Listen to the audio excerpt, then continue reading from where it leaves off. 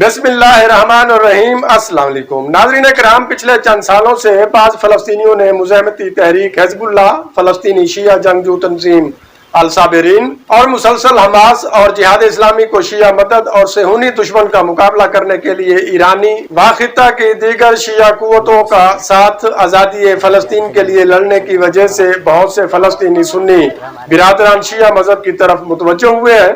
کچھ عرصہ قبل ہی فلسطین کے دو قبائل کے کئی افراد نے شیعہ مذہب قبول کیا۔ تفصیل ہم فلسطین میں شیعہ مذہب کا وجود والی ویڈیو میں دے چکے ہیں۔ بیت المقدس مسلسل صدیوں تک ظلم و جبر کا شکار رہا ہے۔ جاری جنگ میں بھی اندازہ آپ اس سے لگا سکتے ہیں۔ اس کے ساتھ ہی اسی طرح مسلک شیعہ کے لوگ بھی مقامی ناصبی اہل سنت کے ظلم کا شکار ہوتے رہے ہیں۔ یہی وجہ ہے کہ آج بھی ایک شیعہ اکثریتی آبادی تکیہ میں رہتی ہے، اور اب یہ بیداری کافی بڑھ رہی ہے۔ بہت سے لوگوں نے حق کو دریافت کیا اور شیعہ مذہب اختیار کیا، اور ان میں سے بعض نے اپنے شیعت کو چھپایا خوف کے بارے، اور ان میں سے بعض نے بلا خوف و خطرہ اپنے شیعہ مذہب کا اعلان کیا، اور ان میں سے بعض شیعہ مذہب کے نامور داعی بھی بن گئے، جیسے پاکستان میں مولانا محمد اسحاق مدنی مرحوم رحمۃ اللہ علیہ، اور موجودہ مرزا محمد علی انجینئر، مفتی فضل حمدل صاحب، قاری یاسین صاحب اور ظہور احمد فیضی صاحب جیسی اہل سنت کی نامور شخصیات شامل ہیں۔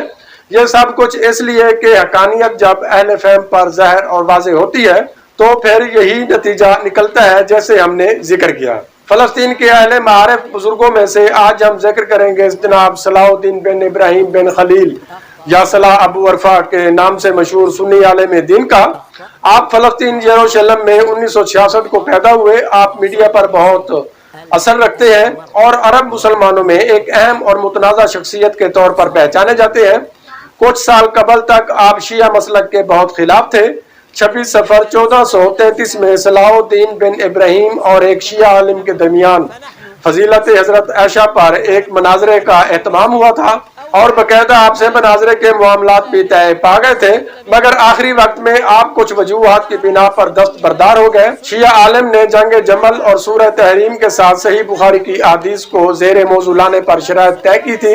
جناب صلاح الدین ابو عرفہ انبیاء اور ائمہ معصومین علیہم السلام، خصوصاً امام حسین علیہ السلام کے متعلق نازیبہ کلمات بھی ادا کر چکے ہیں، جس پر آج آپ شرمندہ ہیں اور گڑ گڑا کر معافی کے طلبگار ہیں۔ ایسے ہی مخدوم کائنات سلام اللہ علیہ پر کیے گئے مسلمانوں کی طرف سے مظالم بیان کرتے ہوئے رو پڑتے ہیں، جو آپ ویڈیو میں دیکھ چکے ہیں۔ آپ نے لندن میں تاریخ اسلامی کا خوب مطالعہ اور بنو امیہ کی اسلام مخالف پیروپگنڈا مہمات کی باریکی سے چھان بین کی۔ آپ کا کوئی استاد نہیں، اس کے باوجود بھی آپ کمال کی ذہانت اسلامی علوم کے ساتھ ساتھ سائنسی علوم پر بھی کافی دسترس رکھتے ہیں۔ آپ کے ہزاروں ویڈیوز، کلپ اور تحریری مضامین نیٹ پر موجود ہیں۔ آپ کی اپنی ویب سائٹ ہے، یوٹیوب، انسٹاگرام، ٹک ٹاک، فیس بک پر کئی چینل اور اکاؤنٹ ہیں۔ آپ غیر معمولی ذہنی صلاحیت اور بصیرت کے مالک ہیں۔ آپ نے اتنا تحریری مواد پڑھا اور لکھا ہے کہ آپ کو کتابی کیڑا کہا جاتا ہے۔ آپ نے کئی کتابیں بھی لکھی ہیں، کچھ پر کام جاری ہے۔ آپ نے اپنی قابلیت میں کسی شیخ کے درس کی مدد نہیں لی۔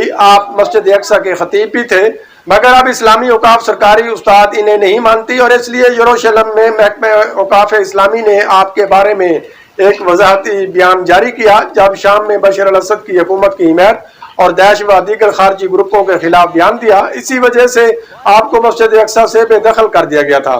لیکن اہم وجہ محبت اہل بیت علیہ السلام کا کھلم کھلا پرچار اور تاریخ کے غاصب افراد و علماء کا محاسبہ اور وہابیت کے خلاف کھلم کھلا نفرت اور تنقید اہم وجوہات میں سے ایک ہے۔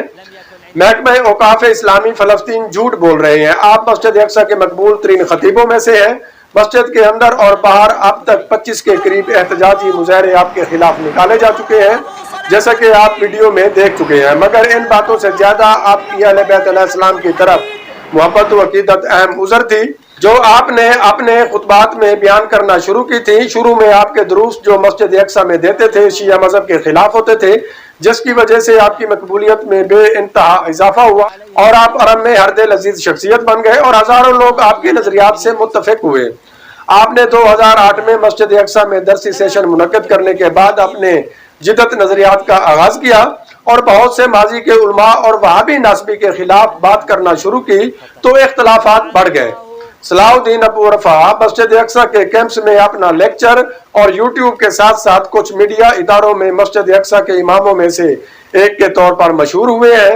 اسی وجہ سے فلسطینی اسلامی اوقاف کے محکمے نے آپ کی بہت حوصلہ افزائی کی۔ یروشلم شہر 30 مئی 2013 کو القدس اخبار میں اور اس وقت مسجد اقصی کے ڈائریکٹر شیخ عمر محمد الطلحان الحلبی کی طرف سے اعلان ہوا اور اس بات کی تردید کی گئی کہ شیخ عمر ابو عرفہ مسجد کے اماموں میں سے تسلیم شدہ نہیں ہے، جہاں انہوں نے کہا کہ ابو عرفہ یروشلم میں جو اتنی وزارت اوقاف سے منسلک ہیں اور اس کا نام مسجد میں تدریسی ضوابط پر نہیں پایا جاتا۔ انہوں نے یہ بھی کہا کہ مسجد اقصی میں تسلیم شدہ ائمہ اور مبلغین یہ ہیں: شیخ اکرمہ صبری، مفتی محمد حسین، ڈاکٹر شیخ اسماعیل نوادہ، ڈاکٹر شیخ محمد علی اور شیخ یوسف ابو سنی شامل ہیں، جبکہ حقیقت میں ابو عرفہ و دیگر مسجد اقصی کے اماموں کی نسبت زیادہ مقبولیت اور اثر و رسوخ رکھتے ہیں، کیونکہ آپ کے عصری نظریات اور اہل بیت علیہ السلام سے عقیدت اور حق گوئی کی وجہ سے آپ کی اہمیت کو متاثر کرنے کی کوشش کی جا رہی ہے۔ مقامی خطیب اور متعصب پسند و دیگر گروہ آپ کی مقبولیت سے خوف زدہ ہیں، لیکن ان سب میں آپ کے اہل بیت علیہ السلام کے متعلق آپ کا نظر ثانی عقیدہ اہل بیت ہے، جس میں آپ نے اہل بیت علیہ السلام کی فضیلت میں معرفت حاصل کی ہے، اور اس طرح کے آپ کے سینکڑوں کلپ وائرل ہو چکے ہیں۔ آپ کے کئی آرٹیکل ملکی اور بین الاقوامی اخباروں میں بھی چھپ چکے ہیں، جن میں لندن کے گارڈین اخبار بھی شامل ہے، جبکہ آپ کے ناقدین آپ کو امریکی ایجنٹ کہتے ہیں۔ مسلمانوں کا یہ رویہ شروع سے ہی رہا ہے کہ جو حق شناسی قبول کرے وہ کسی نہ کسی کا ایجنٹ اسے زہر کیا جاتا ہے۔ جو کھلم کھلا یہود و نصارہ کا ایجنٹ اور اسلام دشمن قوتوں کے ساتھ ملا ہوا ہو، خالص مسلمان خادمین حرمین شریفین بن جاتا ہے۔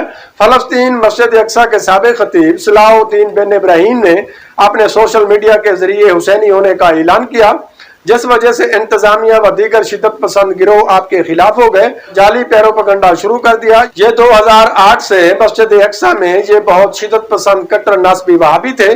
2012 میں خطبہ کے دوران سوال و جواب کے دوران ہی انہوں نے یزید کی حمایت اور امام حسین علیہ السلام کو خطا پر کہا، اور 2017 میں حق کی پہچان کی اور یزید کو باطل قرار دیا۔ کچھ عرصہ قبل آپ کو مسجد اقصی سے بھی نکال دیا گیا تھا اور کافی احتجاج ہوا تھا۔ رواں محرم میں بھی مسجد اقصی میں نماز کے بعد مجلس اعزا پڑھنے والے آپ پہلے سنی عالم دین تھے۔ سننے میں آیا ہے کہ بہت سے اہل سنت برادران بھی صلاح الدین کی طرح اور انہی کے توسط سے حق پہچاننے میں کامیاب ہوئے ہیں، جن کی تعداد ہزاروں میں ہے۔ جب سے آپ نے مسلمانوں کے لیے محبت اہل بیت کا ہونا لازمی قرار دیا ہے، تب سے آپ اختلاف اور تنقید کی زد میں ہیں۔ ان میں سے ایک سالم تمیمی وہابی ناسبی ہیں، جس نے آپ پر دیگر فرقہ پرست دشمنان اہل بیت علیہ السلام کے ساتھ مل کر سوشل میڈیا پر ایک مخالف مہم چلائی ہوئی ہے، مگر آپ بھی ان بدبختوں کا خوب مقابلہ کر رہے ہیں۔ ابو عرفہ نے 2004 عیسوی میں اپنی ایک انجمن قائم کی جسے اہل القرآن کہا جاتا ہے، اور وہ ماضی میں اخوان المسلمین کے ساتھ باقاعدہ کام کرتے رہے ہیں، اور اب وہ ان کے مفادات اور اتار چڑھاؤ کی وجہ سے ان کے خلاف ہو گئے ہیں۔ اخوان نے ایک بیان جاری کیا جس میں اہل علم ماضی اور حال پر ان کے حملوں کے خلاف انہیں انتباہ کیا گیا۔ دوسری طرف آپ کے مخالفین آپ کے جدید نظریات سے اختلاف رکھتے ہیں اور کہتے ہیں کہ آپ انسان قرآن کی تفسیر کے لیے ایک نئی طرز فکر اختیار کرنے کا مطالبہ کرتے ہیں، سائنس کے اصولوں سے رہنمائی کرتے ہیں۔ وہ قرآن کی تفسیر کی تمام سابقہ کوششوں کو مسترد کرتا ہے، ان کو رد کرتا ہے، ان کا مذاق اڑاتا ہے۔ وہ قرآن کی تشریح صرف الفاظ کے ظاہری معنی سے کرنے کا مطالبہ کرتا ہے۔ آپ قرآن و سنت کی تعلیم دیتے ہیں اور خدا کے عہد کا دفاع کرتے ہیں۔ آپ سب سے زیادہ مسجد اقصی اور مقدس سرزمین سے مسلمانوں میں اہمیت رکھتے ہیں۔ آپ پر لگائے جانے والے چند الزام یہ ہیں: آپ کے مخالفین کہتے ہیں کہ آپ کا عقیدہ ہے کہ محمد صلی اللہ علیہ وآلہ وسلم خاتم الانبیاء نہیں ہے اور قادیانیت کے بہت قریب ہے، جسے ایک پاکستانی وہابی نے ایجاد کیا۔ آپ کے نظریاتی مخالف کہتے ہیں کہ آپ نے علماء اور چاروں ائمہ بالخصوص امام شافعی کی توہین کی ہے اور انہیں بزدل کہا ہے۔ کیا زمین واقع سورج کے گرد گھومتی ہے؟ ابن تیمیہ اور ابن کثیر پر سوال اٹھاتے ہیں۔ نبی صلی اللہ علیہ وسلم کی اونٹنی چٹان سے نہیں نکلی تھی۔ امام البانی نے بخاری و مسلم میں حدیث کو ضعیف کیا ہے۔ منتظر مہدی امام علیہ السلام کا ظہور ہونے والا ہے۔ مسٹر بسام جرار، عظیم عالم زغلول النجر، شیخ ڈاکٹر حسام الدین افانیہ و دیگر نے آپ کے خلاف فتوے دیے ہیں۔ ڈاکٹر زغلول نے ایک سوال کے جواب میں کہا کہ صلاح الدین ابراہیم ابو عرفہ نامی ایک شخص جو قرآن پاک کی عجیب و غریب تشریحات کرتا ہے، डॉक्टर गुलोल अल नजर ने जवाब देते हुए कहा कि अबू अरफा की तालीमात एक फितना है, बल्कि अबू अरफा को यहूदी कहकर उन पर लानत करने का फतवा दागा है। प्रोफेसर बसाम जरार से भी सलाह अबू अरफा के बारे में पूछा गया तो उन्होंने कहा, भाई सलाह शरीयत के महर नहीं है। प्रोफेसर जरार कहते हैं कि हम उनसे एक से ज्यादा बार मिल चुके हैं और उनके कुछ शागिर्दों की मौजूदगी में भी उनसे गुफ्तगू की है।